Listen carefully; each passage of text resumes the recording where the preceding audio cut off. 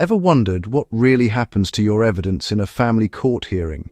If you're a divorcing parent, this is for you.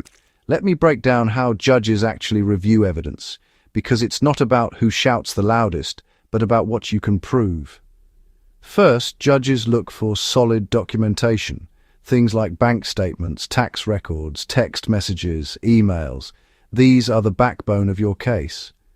Judges want to see authentic, complete and relevant documents. Fake or unrelated paperwork, it won't get you far. Testimony is next. When you speak under oath, judges look for clear, consistent stories that match up with your documents. If your details are shaky or don't add up, your credibility takes a hit. Witnesses matter too. Teachers, doctors, even neighbors can testify, but their knowledge needs to be direct and unbiased. The court wants facts, not gossip. Then there's expert testimony. Think child psychologists or financial pros.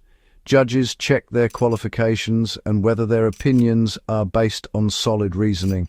But not all evidence is equal. Judges focus on what's relevant to the case. In custody battles, for example, parenting ability is far more important than personal drama. They're also on the lookout for corroboration. When your documents and testimony all line up, your case gets a serious boost.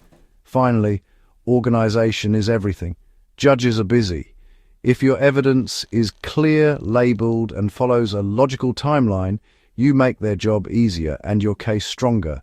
At Daniel Obeideh Law, we take a focused and strategic approach to preparing cases. Our team works closely with you to organize evidence, strengthen testimony, and address challenges before they arise. Schedule a free consultation today. Let us help you approach the process with clarity and confidence. Visit www.expertsinfamilylaw.com